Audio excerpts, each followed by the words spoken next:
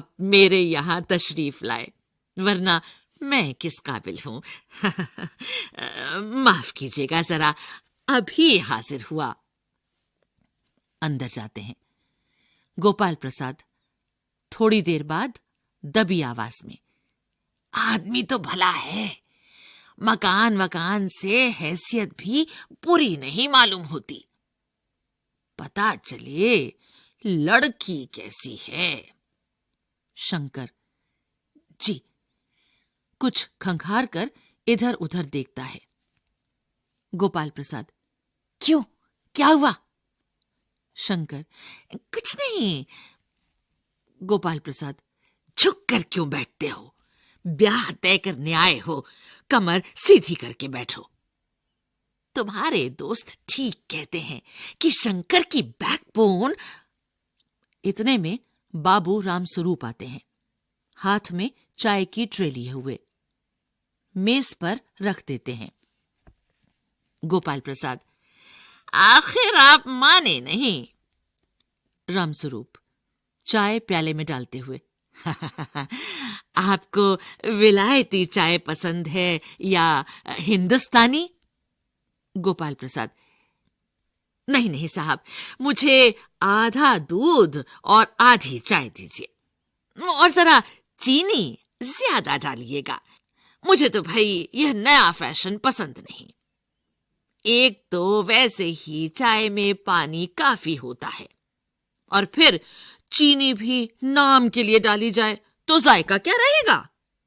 रामस्वरूप, कहते तो आप सही हैं। प्याला पकड़ाते हैं। शंकर खंखार कर, सुना है सरकार अब ज्यादा चीनी लेने वालों पर टैक्स लगाएगी। गोपाल प्रसाद चाय पीते हुए, सरकार जो चाहे सो कर ले, पर अगर आमदनी करनी है तो सरकार को बस एक ही टैक्स लगाना चाहिए। रामस्वरूप शंकर को प्याला पकड़ाते हुए, वह क्या? गोपाल प्रसाद, खूबसूरती पर टैक्स। रामस्वरूप और शंकर हंस पड़ते हैं। मजाक नहीं साहब, यह ऐसा टैक्स है जनाब कि देने वाले चूं भी ना करेंगे। बस शर्त यह है कि हर एक औरत पर यह छोड़ दिया जाए कि वह अपनी खूबसूरती के स्टैंडर्ड के माफिक अपने ऊपर टैक्स तय कर ले। फिर देखिए सरकार की कैसी आमदनी बढ़ती है। रामस्वरूप जोर से हंसते हुए, वाह वाह, खूब सोचा आपने। वाकई आजकल यह खूबसूरती का सवाल भी बेढब हो गया है। हम लोगों के जमाने में तो यह कभी उठता भी न था। तश्तरी गोपाल प्रसाद की तरफ बढ़ाते हैं, लीजिए। गोपाल प्रसाद समोसा उठाते हुए, कभी नहीं साहब, कभी नहीं। रामस्वरूप शंकर की तरफ मुखातिब होकर, आपका क्या ख्याल है शंकर बाबू? शंकर, किस मामले में? रामस्वरूप, यही कि शादी तय करने में खूबसूरती का हिस्सा कितना होना चाहिए। गोपाल प्रसाद बीच में ही, यह बात दूसरी है बाबू रामस्वरूप। मैंने आपसे पहले भी कहा था, लड़की का खूबसूरत होना निहायत जरूरी है। कैसे भी हो, चाहे पाउडर वगैरह लगाए, चाहे वैसे ही। बात यह है कि हम आप मान भी जाएं, मगर घर की औरतें तो राजी नहीं होती। आपकी लड़की तो ठीक है। रामस्वरूप, जी हां, वह तो अभी आप देख लीजिएगा। गोपाल प्रसाद, देखना क्या है, जब आपसे इतनी बातचीत हो चुकी है तब तो यह रस्म ही समझिए। रामस्वरूप, यह तो आपका मेरे ऊपर भारी एहसान है। गोपाल प्रसाद, और जायचा मतलब जन्म पत्र तो मिल ही गया होगा। रामस्वरूप, जी जायचे का मिलना क्या मुश्किल बात है, ठाकुर जी के चरणों में रख दिया, बस खुद ब खुद मिला हुआ समझिए। गोपाल प्रसाद, यह ठीक कहा आपने, बिल्कुल ठीक। थोड़ी देर रुककर, लेकिन हां, यह जो मेरे कानों में भनक पड़ी है, यह तो गलत है ना? रामस्वरूप चौंक कर, क्या? गोपाल प्रसाद, यह पढ़ाई लिखाई के बारे में। जी हां, साफ बात है साहब, हमें ज्यादा पढ़ी लिखी लड़की नहीं चाहिए। मेम साहब तो रखनी नहीं, कौन भुगतेगा उनके नखरों को? बस हद से हद मैट्रिक पास होनी चाहिए। क्यों शंकर? शंकर, जी हां, कोई नौकरी तो करानी नहीं। रामस्वरूप, नौकरी का तो कोई सवाल ही नहीं उठता। गोपाल प्रसाद, और क्या साहब? देखिए, कुछ लोग मुझसे कहते हैं कि जब आपने अपने लड़कों को बीए एमए तक पढ़ाया है, तब उनकी बहुएं भी ग्रेजुएट लीजिए। भला पूछिए इन अकल के ठेकेदारों से कि क्या लड़कों की पढ़ाई और लड़कियों की पढ़ाई एक बात है? अरे, मर्दों का काम तो है ही पढ़ना और काबिल होना। अगर औरतें भी वही करने लगीं, अंग्रेजी अखबार पढ़ने लगीं और पॉलिटिक्स वगैरह पर बहस करने लगीं, तब तो हो चुकी गृहस्थी। जनाब, मोर के पंख होते हैं, मोरनी के नहीं। शेर के बाल होते हैं, शेरनी के नहीं।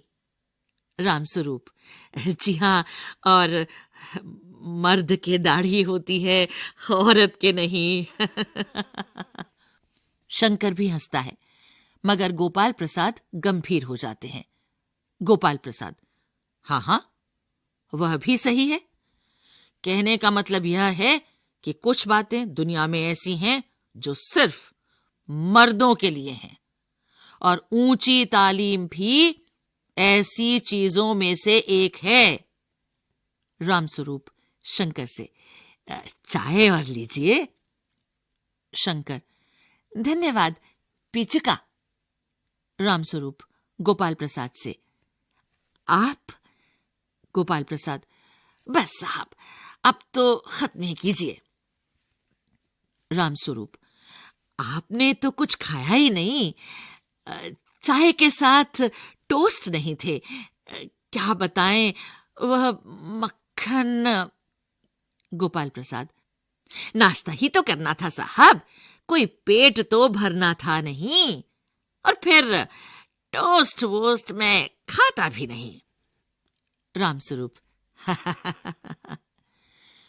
मेज को एक तरफ सरका देते हैं, फिर अंदर के दरवाजे की तरफ मुंह कर जरा जोर से, अरे जरा पान भिजवा देना। सिगरेट मंगवाऊं? गोपाल प्रसाद, जी नहीं। पान की तश्तरी हाथों में लिए उमा आती है, सादगी के कपड़े, गर्दन झुकी हुई। बाबू गोपाल प्रसाद आंखें गड़ाकर और शंकर आंखें छिपाकर उसे ताक रहे हैं। रामस्वरूप, यही आपकी लड़की है, लाओ बेटी, पान मुझे दो। उमा पान की तश्तरी अपने पिता को देती है।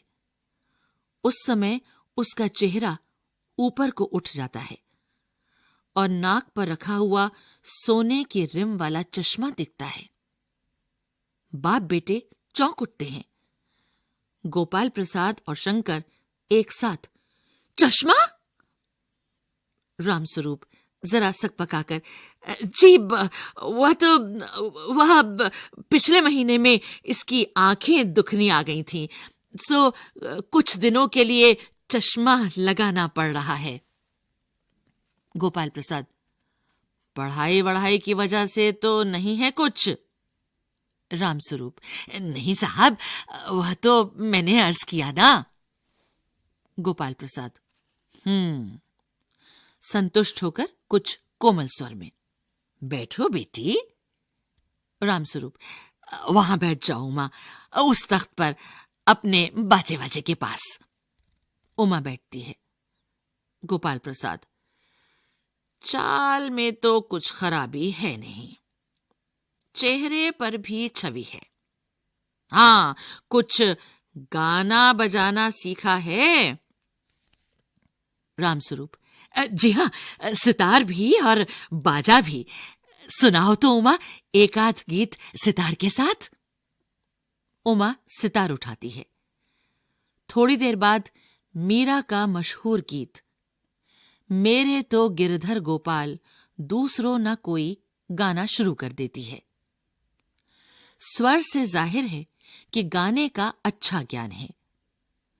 उसके स्वर में तल्लीनता आ जाती है, यहां तक कि उसका मस्तक उठ जाता है। उसकी आंखें शंकर की झेंपती सी आंखों से मिल जाती हैं और वह गाते गाते एक साथ रुक जाती है। रामस्वरूप, क्यों, क्या हुआ? गाने को पूरा करो उमा।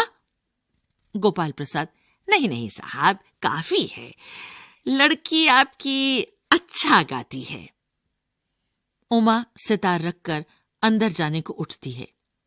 गोपाल प्रसाद, अभी ठहरो बेटी। रामस्वरूप, थोड़ा और बैठी रहो उमा। उमा बैठती है। गोपाल प्रसाद उमा से, तो तुमने पेंटिंग वेंटिंग भी? उमा चुप। रामस्वरूप, हाँ, वह तो मैं आपको बताना भूल ही गया। यह जो तस्वीर टंगी हुई है कुत्ते वाली, इसी ने खींची है, और वह उस दीवार पर भी। गोपाल प्रसाद, यह तो बहुत अच्छा है। और सिलाई वगैरह? रामस्वरूप, सिलाई तो सारे घर की इसी के जिम्मे रहती है, यहां तक कि मेरी कमीजें भी। गोपाल प्रसाद, ठीक, लेकिन हाँ बेटी, तुमने कुछ इनाम विनाम भी जीते हैं? उमा चुप। रामस्वरूप इशारे के लिए खांसते हैं, लेकिन उमा चुप है, उसी तरह गर्दन झुकाए। गोपाल प्रसाद अधीर हो उठते हैं और रामस्वरूप सकपकाते हैं। रामस्वरूप, जवाब दो उमा। गोपाल प्रसाद से, जरा शर्माती है, इनाम तो इसने। गोपाल प्रसाद जरा रूखी आवाज में, जरा इसे भी तो मुंह खोलना चाहिए। रामस्वरूप, उमा देखो, आप क्या कह रहे हैं, जवाब दो ना। उमा हल्की लेकिन मजबूत आवाज में, क्या जवाब दूं बाबूजी? जब कुर्सी मेज बिकती है तब दुकानदार कुर्सी मेज से कुछ नहीं पूछता, सिर्फ खरीदार को दिखला देता है। पसंद आ गई तो अच्छा है, वरना। रामस्वरूप चौंक कर खड़े हो जाते हैं। उमा, उमा। उमा, अब मुझे कह लेने दीजिए बाबूजी, ये जो महाशय मेरे खरीदार बनकर आए हैं, इनसे जरा पूछिए कि क्या लड़कियों के दिल नहीं होता? क्या उनकी चोट नहीं लगती? क्या बेबस भेड़ बकरियां हैं जिन्हें कसाई अच्छी तरह देखभाल कर। गोपाल प्रसाद ताव में आकर, बाबू रामस्वरूप, आपने मेरी इज्जत उतारने के लिए मुझे यहां बुलाया था। उमा तेज आवाज में, जी हां, और क्या हमारी बेइज्जती नहीं होती जो आप इतनी देर से नाप तोल कर रहे हैं?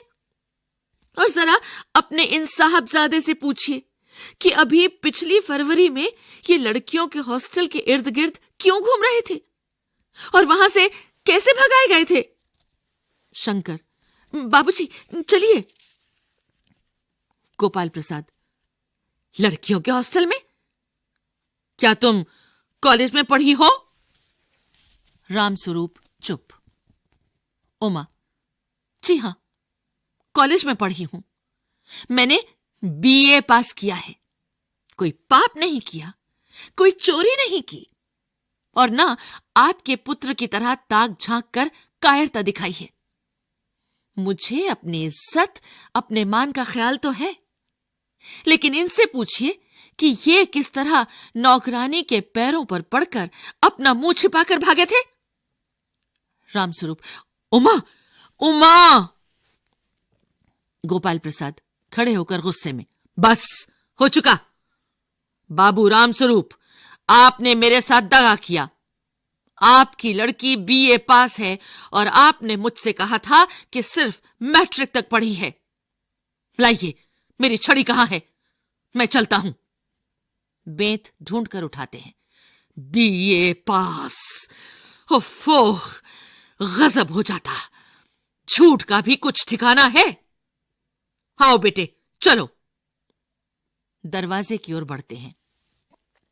उमा, जी हां, चाहिए, जरूर चले जाइए, लेकिन घर जाकर जरा यह पता लगाइएगा कि आपके लाडले बेटे के रीढ़ की हड्डी भी है या नहीं, यानी बैकबोन। बैकबोन। बाबू गोपाल प्रसाद के चेहरे पर बेबसी का गुस्सा है और उनके लड़के के रुलासापन। दोनों बाहर चले जाते हैं। बाबू रामस्वरूप कुर्सी पर धम से बैठ जाते हैं। उमा सहसा चुप हो जाती है। प्रेमा का घबराहट की हालत में आना। प्रेमा, उमा, उमा रो रही है। यह सुनकर रामस्वरूप खड़े होते हैं। रतन आता है। रतन, बाबूजी, मक्खन। सब रतन की तरफ देखते हैं और पर्दा गिरता है। प्रश्न अभ्यास 1। रामस्वरूप और गोपाल प्रसाद बात बात पर एक हमारा जमाना था कहकर अपने समय की तुलना वर्तमान समय से करते हैं। इस प्रकार की तुलना करना कहां तक तर्कसंगत है? 2। रामस्वरूप का अपनी बेटी को उच्च शिक्षा दिलवाना और विवाह के लिए छिपाना, यह विरोधाभास उनकी किस विवशता को उजागर करता है? 3। अपनी बेटी का रिश्ता तय करने के लिए रामस्वरूप उमा से जिस प्रकार के व्यवहार की अपेक्षा कर रहे हैं, वह उचित क्यों नहीं है? 4। गोपाल प्रसाद विवाह को बिजनेस मानते हैं और रामस्वरूप अपनी बेटी की उच्च शिक्षा को छिपाते हैं। क्या आप मानते हैं कि दोनों ही समान रूप से अपराधी हैं? अपने विचार लिखें। 5। आपके लाडले बेटे की रीढ़ की हड्डी भी है या नहीं? उमा इस कथन के माध्यम से शंकर की किन कमियों की ओर संकेत करना चाहती है? 6। शंकर जैसे लड़के या उमा जैसी लड़की, समाज को कैसे व्यक्तित्व की जरूरत है? तर्क सहित उत्तर दीजिए। 7। रीढ़ की हड्डी शीर्षक की सार्थकता स्पष्ट कीजिए। 8। कथा वस्तु के आधार पर आप किसे एकांकी का मुख्य पात्र मानते हैं और क्यों? 9। एकांकी के आधार पर रामस्वरूप और गोपाल प्रसाद की चारित्रिक विशेषताएं बताइए। 10। इस एकांकी का क्या उद्देश्य है? लिखिए। 11। समाज